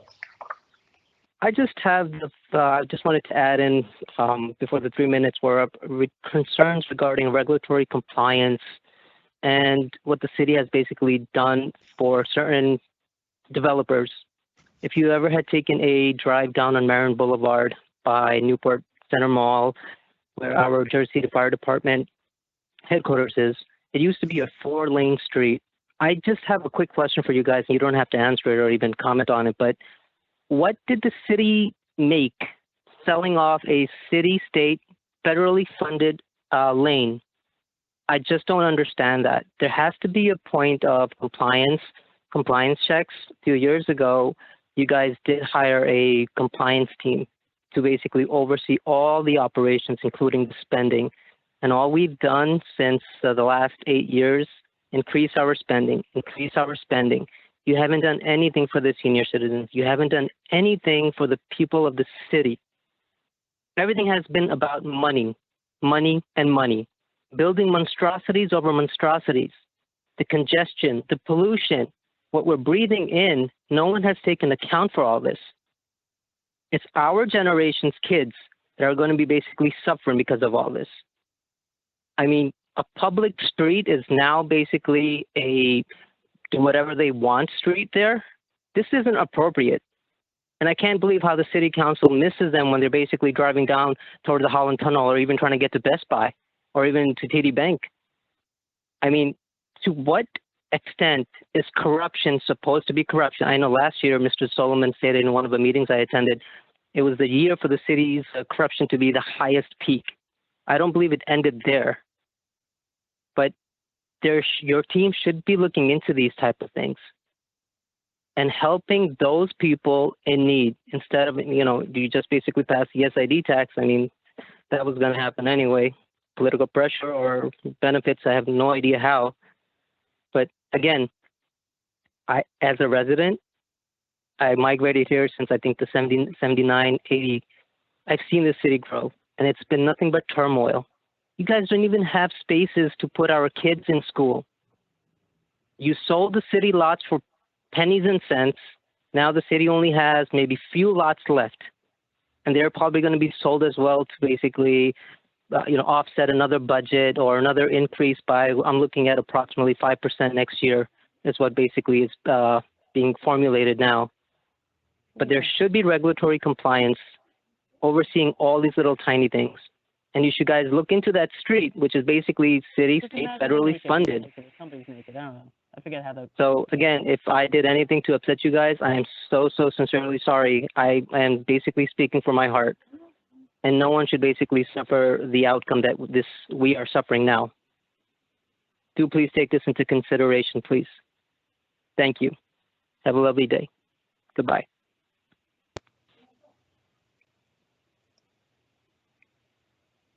Okay, Jawad, thank you. I think we have our next speaker on the line. If you can state your name for the record. Yes, my name is Jean Daly. Okay, Jean, your time is going to start on my countdown in 3, 2, 1, go. Thank you very much. Good evening. A couple things. I did want to comment about the last council meeting because I had actually wanted to ask the question, but it never got in on time. And I do know that Sean was going to help me get an answer, and the question was forwarded to the business administrator, I believe. My question was regarding Bayfront. I received no answer. And my question was, how is the lower income apartments or units going to be scattered throughout the site with the luxury units? Are they all going to be integrated, or will the lower income people be subjected to bad views, inferior spaces or inferior views, closer to ground level, so they get the first flooding that comes up when it does come up, because it will?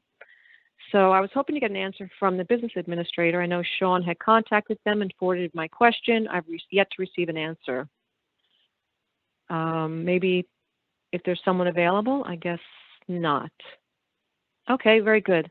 Moving forward, I want to speak specifically about these special improvement districts, the ones that you guys enable. Again, I'm going to speak about the Exchange Place Alliance, and hopefully, Mr. Solomon, you can help me with this, and I'll email you in the future. Because if you're going to create a pedestrian plaza, should it not be just for pedestrians? That is my question, because 40% of it is going to be turned into a private roadway for the corporations. This is our public space, and I do not know how you define a pedestrian plaza as only a small portion or just a portion of this space. So I think we have to, rethink this whole idea. Other ways to transform that are available. Also, access is available on York Street. Currently, there was only one variance for vehicles to go there. Right in front of that hotel, a small roundabout, which reached the median of Montgomery Street. It did not go all the way across, carving out this huge slice. So I really have a problem with this. And again, I'm having transparency problems with the Exchange Place Alliance. And Joyce Waterman, who is on the board, has not been helpful with that. So I'm asking, or hoping to, will be able to ask Councilman Solomon in the future for some type of input or information, because I cannot get valid information. Because the plan is that they're going to block this off come April, That is part of their plan. I know it from listening to their, attending their past virtual meeting, which we were not allowed to speak. Yes, Jean. thank you very much. I appreciate it. Thank you for your time. Have a good evening. Okay, bye-bye.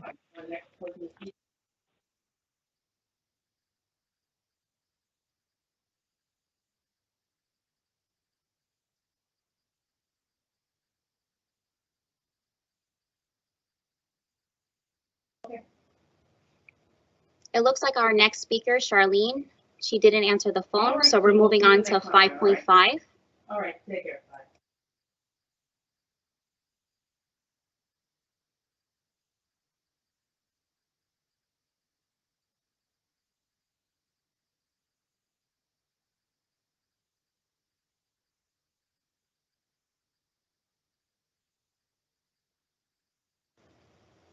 Okay, our speaker 5.5, Isabel, declined to speak.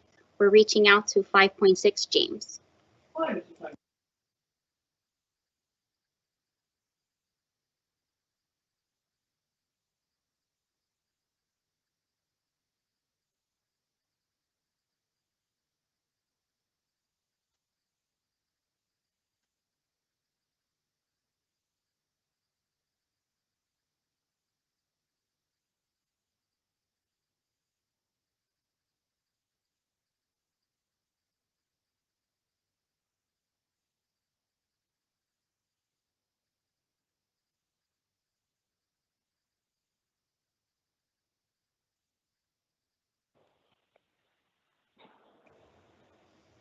Okay, it looks like we have our next speaker on the line.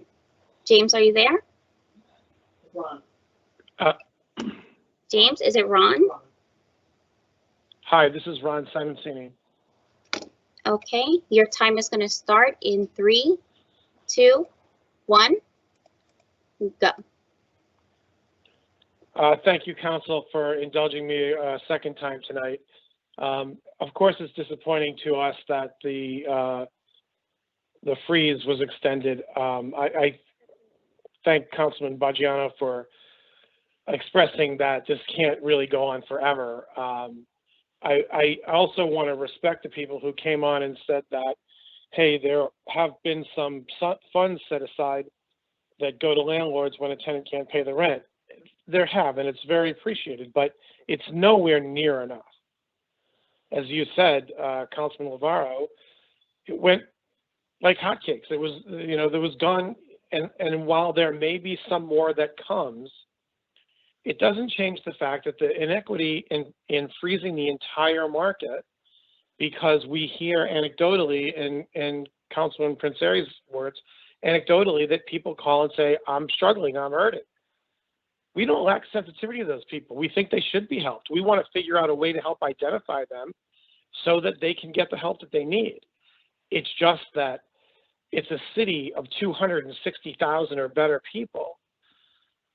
We have to consider that the impact that we have when we try to inure all of them when several of them need the help is incorrect. And I don't mean to say several like there's only a few. When I'm saying several, I'm saying that it certainly isn't the majority that need the help. And then finally, I got a troll tonight. That's the first troll I've ever had in my life, who's counting all the rent control oppositions that I've been a part of. I guess I should be proud of that. The fact of the matter is, over 35 years of doing this, yes, I have had involvement in rent control conversations in many communities. I think that's to the benefit of the municipality.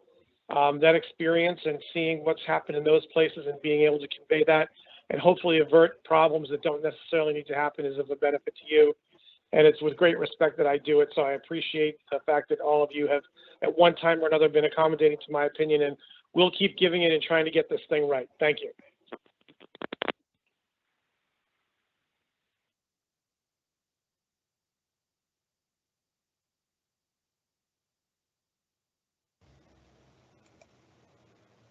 Okay, Ron, thank you.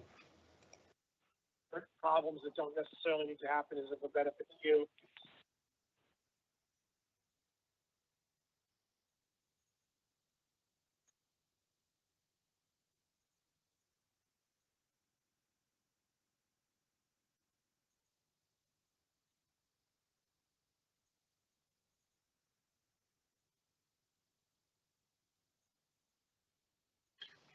Just bear with us, council members, as we get the next speaker on the line.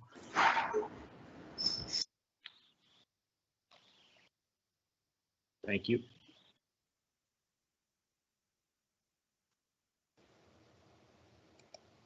I believe we have our next speaker on the line.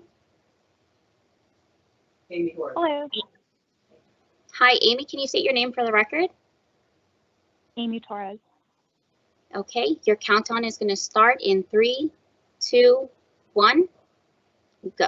Thank you, everyone. Amy Torres. I'm a resident of Ward E and a member of the Hudson County Progressive Alliance. I want to address 3 issues as part of my public comment tonight. First is support for the Fair Elections Resolution. Second is opposition to the professional services contract with Chase on Lamparello. And third is a matter of public interest on the $10 billion in federal aid headed to New Jersey following the just signed COVID-19 relief bill. I'll address my comments backwards. I'm thrilled about this COVID-19 relief bill, but want to remind the council and the public to remain vigilant and watchful over how this money is allocated and spent. We are facing unprecedented and intersecting crises in joblessness and housing, but with huge sums of money come huge opportunities for corruption and wasteful spending. Prior COVID-19 federal funding allegedly went to the JCPD for overtime expenses at George Floyd and Movement for Black Lives protest earlier this summer. So just a reminder to the public to stay vigilant. We all received the cute city-branded PPE that came in through the mail, but what we need is real relief. We need cash in hand for rent. We need cash in hand for food. We need cash in hand for real working, struggling people. So spend wisely because the public is watching.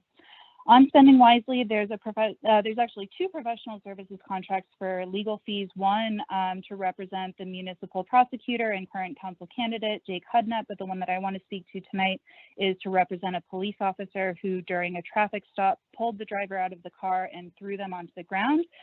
This contract is with Chase on Lamparello. I oppose this resolution. I oppose any taxpayer dollars going toward legal firms with political ties. For Lamparello, this includes being one of the highest donors to the county executive's political campaign. His daughter, of course, is chair of the Hudson County Democratic Committee and is also running for council herself. This is also a firm that employs an attorney who's also running for council. The spouse of the senior partner at this firm is chief of staff to the county prosecutor. And this is the same legal firm that's representing the county in charges brought against racial justice and ICE protesters.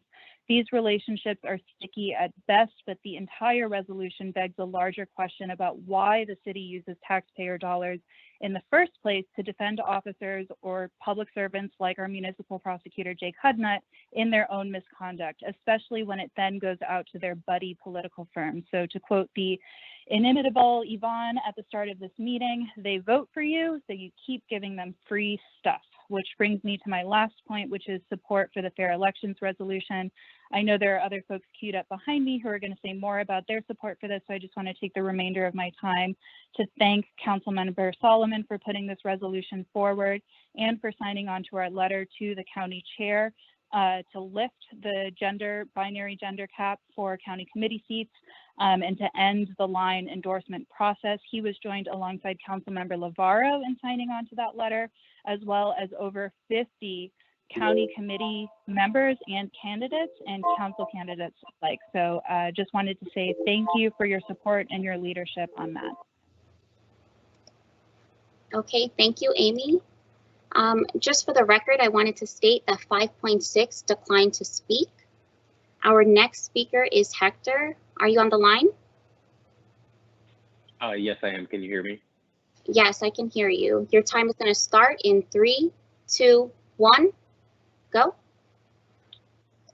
Hey, council members. My name is Hector Ceguera, and I organize with the Progressive Democrats of Hudson County. I'm calling to speak in favor of James Solomon's resolution for fair ballots, and I want to thank him and Councilmember Lavaro for signing on to the letter seeking to end the HCDO line endorsement process.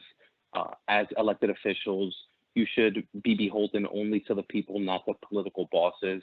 We're all seeing a situation unfold in Bayonne, which is not very far from Jersey City, where we're seeing a mayor exercise the very arbitrary and capricious power that is given to the ability to grant people the line. It essentially determines who will and who will not be elected.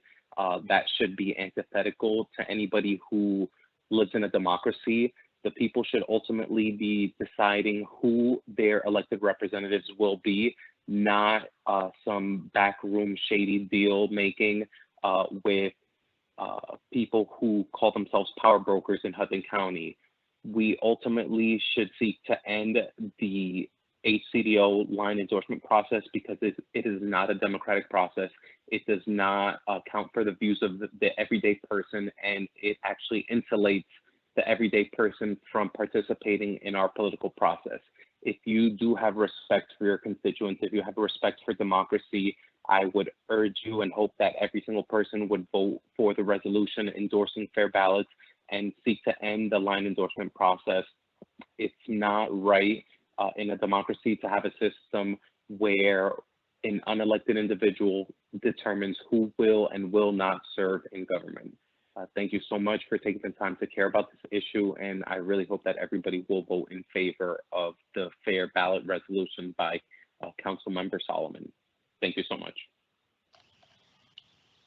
Okay, thank you so much. Alrighty, if we can just hang up the line so we can get our next speaker patched through the meeting, I greatly appreciate it. Okay, just bear with us, council members and members of the public, while we get our next speaker patched through the meeting. And we are on number 5.10. And just for the record, I'd like to thank my Assistant Municipal Clerk, Amanda Bransky, for subbing in for me, for calling the speakers, and for my Deputy City Clerk, obviously, John Hallinan, for doing all the behind the scenes work and doing the work of two people, getting all the speakers put through. Really appreciate your help and guidance. Alrighty, I believe we have our next speaker on the line. If you can identify yourself for the record, please. Hi, my name is Gary Spinger. Okay, Gary, your time is going to start on my countdown. You're going in 3, 2, 1, go. I'd like to offer a second applause for the clerk's office. I recognize how much work this is, juggling all these people who are not so happy at the moment. So again, thank you very much. First and foremost, I'd like to voice support for Councilman Solomon's resolution to support free and fair elections. We've seen how, quote, the line turns New Jersey into a carousel transactional politics. And we see that with the recent events playing out in District 31. Politics like this is what results in the, quote, corruption tax. And a lot of these costs are falling on taxpayers. Sometimes people look at the numbers and ask, why aren't people voting in local elections? It's things like this that can make the electoral process feel so futile. Let's take a stand. We need every NJ elected official possible to call this out for what it is, a failure in our electoral process. The line continues to damage our communities and our democracy, and we need statements like this. Hopefully, you'll work with activists to end this once and for all. Next, I'd like to bring up, and this is a issue brought up before, we're contracting Lamparello, Malin Capuzzo in a police misconduct case. Are we going to become like New York City and blow millions of dollars, sometimes in the triple digits, on settlements? Again, this is the police department costing the taxpayers in too many ways to count. We need to contend with the fact that this law firm has deep political connections as well, which is very worrisome. Top political donors, people who are running candidates, I cannot reconcile this. With all the calls coming in about taxpayer dollars, there should be an easy decision. The taxpayer should not be footing this bill. Lastly, I'd just like to quickly comment, I know it was brought into first reading, recent affordable housing ordinances. I was looking at the legislation. I do see some good things here. I'd like to echo the comments made by Council members Solomon and Lavarro. I see no situation in the history of the United States for a consumer pricing index to allow for a 9% increase in rent. $2,000 in change can quickly become $2,200. That is just unconscionable. I'm reading this, we need to get creative. I see $500 for fines, possible restitution of renters, and lots of possible court proceedings. We're dealing with people similar to those in the Airbnb ordinance, almost all the listings being controlled by a small amount of people. They have lawyers on payroll. Anything that they do will get dragged out in court. $500 a day doesn't mean a lot if you have 2,000 leases overcharging residents. If a large lien happens, they'll renegotiate the lien and get restructure the debt. We need to get creative. How many times are we going to get burned by developers? They are not our friends. They are here to make money. I'm an avid chess player, and this situation is a lot like the game. You can't win in the first two moves, but you can lose in the first two moves. When are we? We need to get just as creative, just as aggressive if we're actually going to do anything. Thank you. Gary, thank you. You can hang up, please. We're getting our next speaker on the line.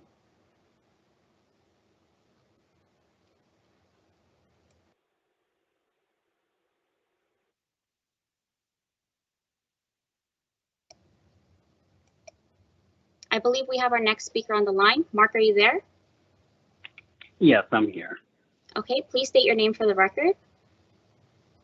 Hi, my name is Mark Devins. I'm a member of the Hudson County Progressive Alliance and Solidarity and Mutual Aid Jersey City.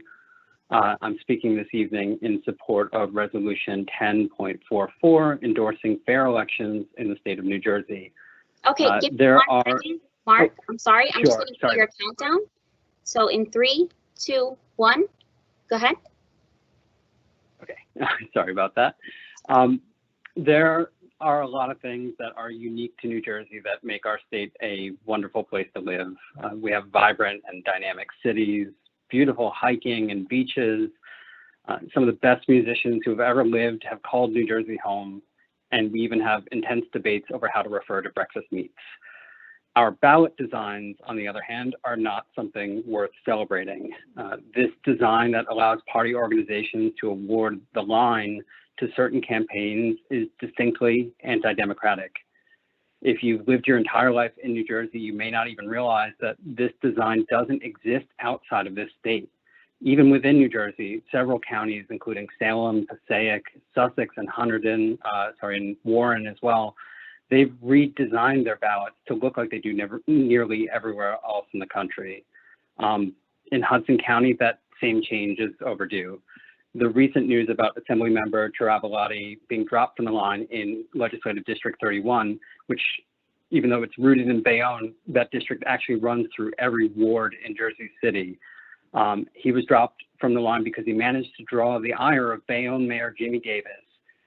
And this whole ordeal has really hit home just how little voice voters have in who their elected leaders are.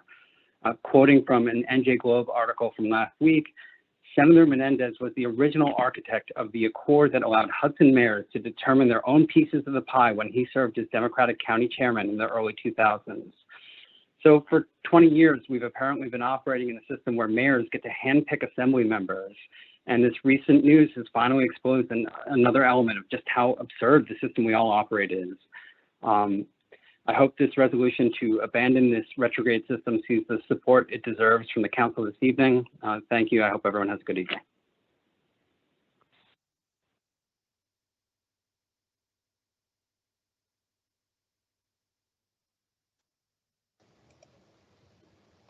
Okay, thank you, Mark.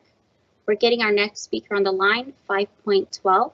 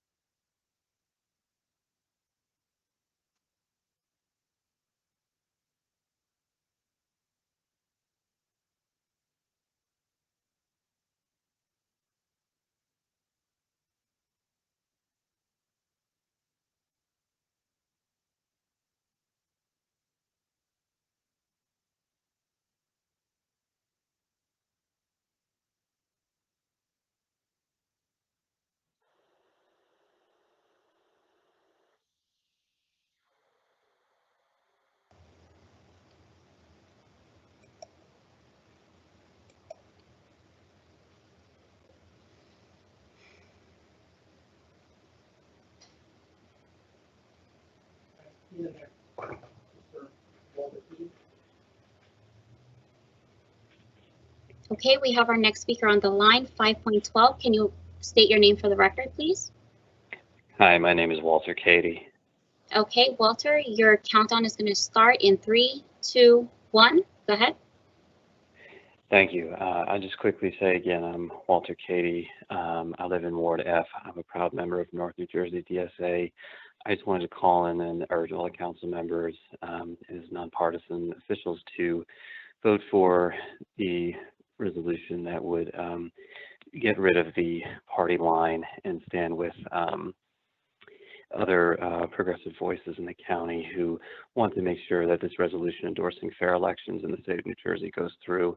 It's really important to me as a constituent, and I really appreciate those who have worked to get it before you. So please do pass this, and thank you very much.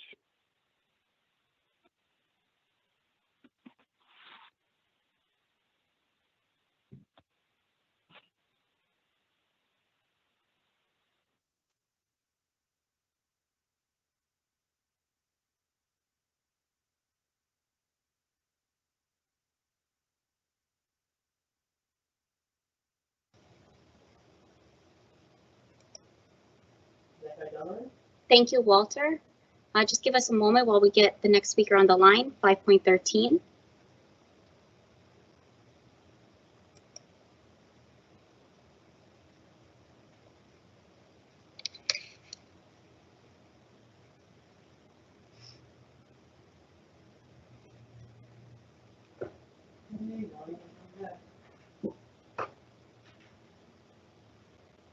Okay, we have our next speaker. Can you state your name for the record, please?